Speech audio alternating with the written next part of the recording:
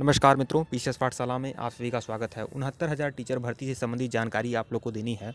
69,000 teacher भर्ती मैं इसलिए कह रहा हूँ, आप लोग सोच रहे होंगे कि 69,000 टीचर भर्ती तो पूरी हो गई, तो लेकिन 69,000 टीचर भर्ती और 68,500 टीचर भर्ती में कुछ जो खाली पद थे अभी तक भरे नहीं गए हैं। और यह जो भी प्रक्रिया चल रही है फोर्थ काउंसलिंग की, ये 69,000 टीचर भर्ती की है। तो देखिए दोस्तों, फोर्थ काउंसलिंग का आदेश बहुत जल्द जारी होने वाला हो सकता है। आधा घंटा, 1 घंटा, 1.5 घंटा, 2 घंटा, मतलब बहुत जल्द आपका फोर्थ काउंसलिंग का आदेश जारी हो सकता है। आज किसी भी समय जारी हो सकता है। सीटों का बंटवारा कैसे होगा मैं आप लोग को बता दूं। सबसे बड़ी बात, पेच यहाँ पर फंसी है। कल से ही जैसे ही सीएम ऑफिस से एक प्रकार का ट्वीट हुआ है, और फिर बहुत सारे समाचार पत्रों में भी अलग अलग तरह की बातें हैं, जिससे कुछ एक धड़ा जो बहुत ही ज़्यादा समय से लगभग कई महीनों से लगातार अनवरत जारी रखा है धरना वहाँ पर एससीईआरटी पर। और कुछ महिलाएं भी हैं, कुछ महिलाएं हैं जो जारी रखी हैं धरना। तो उनके साहस को देखना चाहिए, उनके परिश्रम को देखना चाहिए। और वह इतने दिन तक कुछ छात्र छात्रा, कुछ प्रतियोगी महिला भी हैं, पुरुष भी हैं, वह लोग वहाँ पर डटे हुए हैं एससीईआरटी पर, और बहुत ही विनम्रता के साथ धरना प्रदर्शन उन्होंने किया हुआ है। एकदम शांतिमय, गांधीवादी तरीके से शांति में धरना प्रदर्शन किया हुआ है।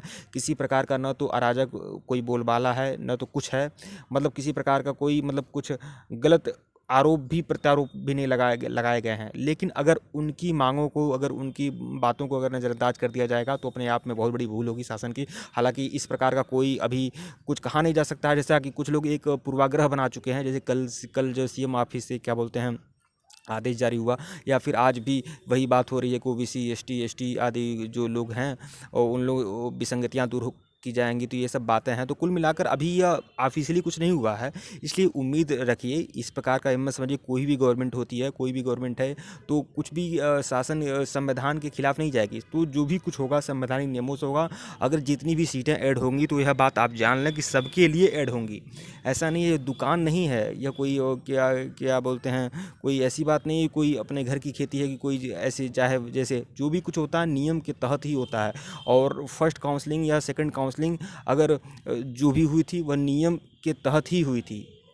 और जो फर्स्ट काउंसलिंग हुई थी, सेकंड काउंसलिंग हुई थी, नियम के तहत हुई थी। अगर गवर्नमेंट यह मानेगी कि नियम के विरुद्ध हुआ था, तो फिर तो उसे सुधारने वाली बात हो जाएगी। वो सुधारा तो सुधारने को फिर से नहीं फिर से अगर सुधारा जाएगा तो फिर से जो लोग पहले से नियुक्ति पत्र पा चुके हैं, चाहे जनरल हों या ओबीसी, एससी एसटी हो, फिर उनके साथ छेड़छाड़ करना पड़ेगा। तो फिलहाल यह नहीं माना जा सकता। अब जितने भी बंधु हैं, चाहे जनरल के हों, चाहे ओबीसी हों, चाहे एससी एसटी आदि हों, अब किसी प्रकार का अपने अंदर दुर्विचार मत पालिए, और न यह सोचिए किसी प्रकार। देखिए, जो भी लोग ओबीसी, एससी एसटी भी जो लोग हैं, चाहे जो जनरल हैं, जो भी लोग सुपर टेट शिक्षक भर्ती परीक्षा का हाई कट ऑफ पार किए हुए हैं, अपने आप में योग्य हैं। सबको अधिकार है, बराबर अधिकार है। किसी प्रकार के किसी के खिलाफ मैं नहीं हूँ, या न ही किसी को किसी के खिलाफ होना चाहिए। यह समय ऐसा है कि आप लोग को एकजुट होना चाहिए।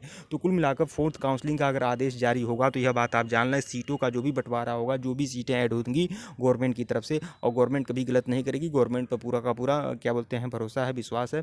सीएम योगी आदित्यनाथ ने जो भी भर्तियां कराई हैं, अच्छी कराई हैं, निष्पक्ष तरीके से कराई हैं। तो यह भी भर्ती निष्पक्ष तरीके से ही होगी। और सीटों का बंटवारा जब भी होगा तो संवैधानिक तरीके से होगा।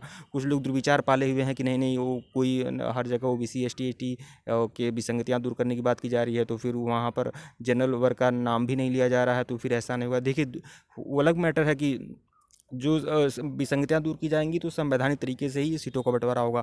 अगर 10,000 सीटें ऐड होंगी, या 20,000 सीटें ऐड होंगी, 25,000 सीटें ऐड होंगी, कुछ लोग बोल रहे हैं 29,000 सीटें ऐड होंगी, जो भी सीटें ऐड होगी वह उनका जो बंटवारा होगा, सीटों का बंटवारा जो होगा संवैधानिक तरीके से होगा। जो संविधान में नियम है उसके तहत ही होगा। हालांकि संविधान में नियम तो 60% का हो चुका, आपको पता है कि 10% ईडब्ल्यूएस भी है। तो खैर, अगर ईडब्ल्यूएस को न भी मानते हों, पुरानी भर्ती समझकर 69,000 टीचर भर्ती को, कि 69,000 टीचर भर्ती को अगर पुरानी भर्ती समझकर अगर उसे ईडब्ल्यूएस को अगर अलग भी कर दिया जाए, तो कम से कम 50% आपका आरक्षण है आरक्षित कोटे का, और 50% जो है अनारक्षित है। तो यही होगा जो भी आदेश आएगा या फिर सीटों का बंटवारा होगा तो संवैधानिक तरीके से होगा। ऐसा नहीं है किसी एक धड़ा को खुश करने के लिए गवर्नमेंट कभी ऐसी कार्य नहीं करेगी। और यह गवर्नमेंट हमेशा न्याय संगत के लिए ही जानी जाती है। न्याय संगत कार्य ही इस गवर्नमेंट में होगा, पूरा का पूरा विश्वास है। और आप भी लोग आसान्वित रहिए। फोर्थ काउंसलिंग का आदेश बहुत जल्दी जारी होगा, और बहुत और जल्द सीटों का जो भी बंटवारा होगा संवैधानिक तरीके से होगा। लेकिन एक बात आप लोगों से कहना चाहूँगा, जो लोग इस विषय पर राय नहीं रखते हैं कि सीटों का बंटवारा मतलब कि संवैधानिक तरीके से नहीं होगा, जैसे वह लोग मान रहे हैं कि जैसे जनरल की कैटेगरी हैं या OBC ST आदि हैं, तो वह लोग कम से कम यह अभी आने का पूरा देखें काउंसलिंग का आदेश कब आता है।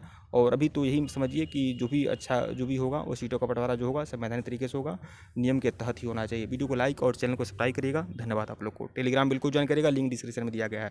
धन्यवाद। और आप सभी लोग SCRT पर जैसे बाकी लोग पहुँचे हुए हैं, अगर आवश्यकता पड़े तो एक दिन 2 दिन का समय निकाल कर आप SCRT पहुँचे। और जो भी लोग पहुँचना चाहते हैं आज कम से कम आज ही से रवाना हो जाएं। मैं तो यही कहूँगा कि जो लोग अब कुछ लोग ऊट पटांग क्वेश्चन कर रहे हैं, जैसे मैं देख रहा हूँ कमेंट बॉक्स में एक बंदे ने कहा कि क्या सर हमको भी फ़ायदा मिलेगा कि नहीं मिलेगा। अरे यार, घर बैठे फ़ायदा मिलेगा, इतना शर्म नाम की चीज़ नहीं है। मैं सच बोल रहा हूँ, आपको शर्म आनी चाहिए कि कम से कम थोड़ा बहुत तो आप कर सकते हैं। कोई व्यक्ति 6-6 महीना से अगर अनवरत धरने पर बैठ रहा है, आमरण अनशन पे बैठ रहा है, बताइए क्या आपकी इतनी जिम्मेदारी नहीं बनती है कि आप 2 दिन के लिए वहाँ उपस्थित हो पाएँ?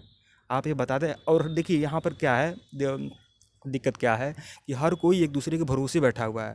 लोग सोच रहे हैं हम नहीं जा रहे हैं, अगला जा रहा है, अगला सोच रहा है कि हम नहीं जा रहे हैं और अगला जा रहा है।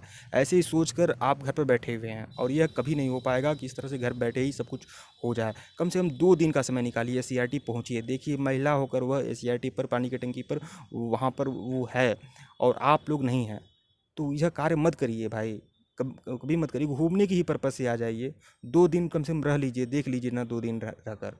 तो कम से कम इतना करिए। मेरा जो औपचारिकता होती थी कहने की, वो मैंने कह दिया। बाकी आप लोग जानें, आपका मर्जी जाना। लेकिन फ़िलहाल अब कम से कम अब इतना बेशर्म तो नहीं होना चाहिए किसी को भी कि अब भी आप मत जगिए, अब भी आप SCRT न पहुँचिए। कम से कम पहुँच जाइए। हो सकता है अगर आदेश जारी हो जाए तो अगर आज आदेश जारी होता है, फिर कल परसों कुछ और मेरिट सूची जारी हो जाए, तो फिर आप क्या आप सोचेंगे? तो कम से कम आप लोग SCRT पर जाइए। तो कुछ अलग ऐसी बात नहीं कि वहाँ पर आप जा रहे हैं तो वहाँ पर कुछ अनर्गल कार्य करने ही जा रहे हैं। बस हाल चाल पूछने जाइए, बस अपना संख्या बल बताने जाइए, बस एक विनम्रता के साथ विनती करने जाइए, याचना करने जाइए, बस वही सोच कर जाइए। तो आप लोग का पहुंचना अपरिहार्य है। जितने भी लोग देख रहे हैं, सुन रहे हैं, आप लोग और SCRT पे ज़रूर पहुंचे, सभी लोग पहुंचिए। और 22 से हो सकता है कि आप लोग को ज़्यादा सीटें ऐड हों, और सीटें ऐड होंगी तो आपका विशेष रूप से भला भी होगा। एक बंदे ने अभी एक बंदे का हमेशा लगातार बात होती है, तो उसका क्या बोलते हैं, कॉल आया हुआ था हमारे पास। तो उसने कहा कि मैंने किसी से कहा जो प्रयागराज में तैयारी करता है, उससे कहा कि भाई चलो SCRT चलो। तो कहा कि अरे मैं कैसे जाऊँ, मैं अपनी तैयारी छोड़कर चले जाऊँ, मेरे पास यही काम रह गया, यही सब करने का, अपनी तैयारी, हमारे यहाँ यह परीक्षा आ रहा है, मेरा वह परीक्षा आ रहा है। तो बताइए, इस तरह के लोग हैं और जीवन भर तैयारी करते ही रह जाएंगे, और जीवन भर सोचेंगे इस बार नहीं, अब अगली बार और अच्छा अंक लाना है यार, अगली बार और अच्छा अंक लाना है, यही सोचेंगे।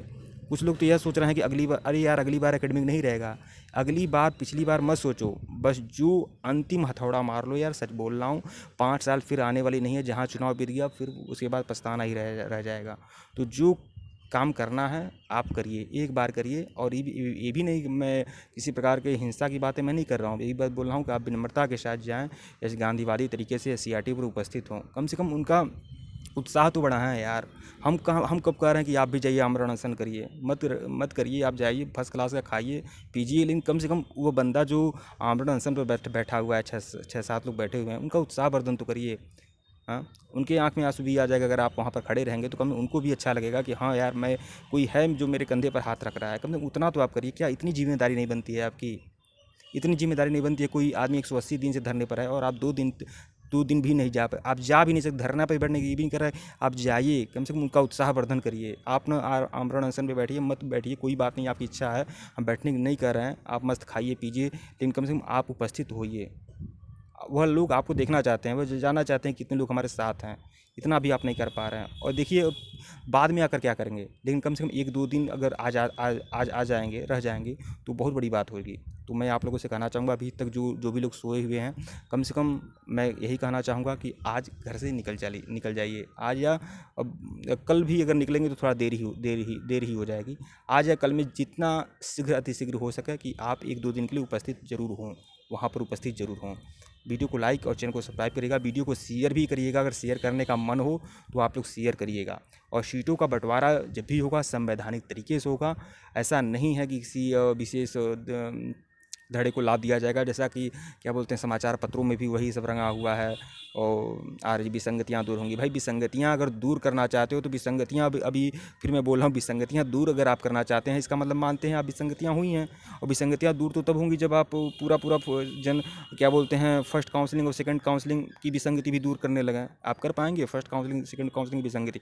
और यह विसंगति मानना तो इसका मतलब यह है कि स्वीकार करना कि हाँ गलत हुआ है, हम गलत हुआ है यह नहीं, यह स्वीकार नहीं करना है गलत हुआ है या सही हुआ है। मेन मैटर ये है कि यहाँ योग्य भर्ती ज़्यादा हैं और सभी एकेडमिक उनका कम था। देखिए मेन मैटर क्या है, मेन मैटर यहाँ पर इतने लोग बाहर हुए हैं, इसका मतलब ये है कि ऐसे सभी एकेडमिक कम है इन लोगों का और सभी योग्य लोग हैं। इन लोगों ने शिक्षक भर्ती परीक्षा में अच्छा खासा अंक पाया हुआ था, लेकिन एकेडमिक कम होने से यह लोग बाहर हैं। और शायद आज भी देखा जाए 69,000 टीचर भर्ती में सबसे बड़ा रोना एकेडमिक था।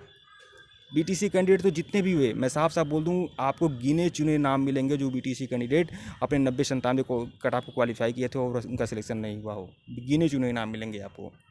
तो असली खेल तो यहाँ पर एकेडमिक की है, एकेडमिक ने ही ले बीता। सबसे बड़ी बात यही समझिए, एकेडमिक। तो बस यही एकेडमिक के वजह से जो नुकसान हुआ है, सीटें ऐड होनी चाहिए और सम्मानजनक तरीके से इसका बंटवारा होना चाहिए। वीडियो को लाइक और चैनल को सब्सक्राइब करें, वीडियो को शेयर भी करें और आप सभी लोग एससीईआरटी पहुंचने का प्रयास करिए। वीडियो को लाइक और चैनल को सब्सक्राइब करें। धन्यवाद। आप लोग को शेयर जरूर करिएगा। धन्यवाद।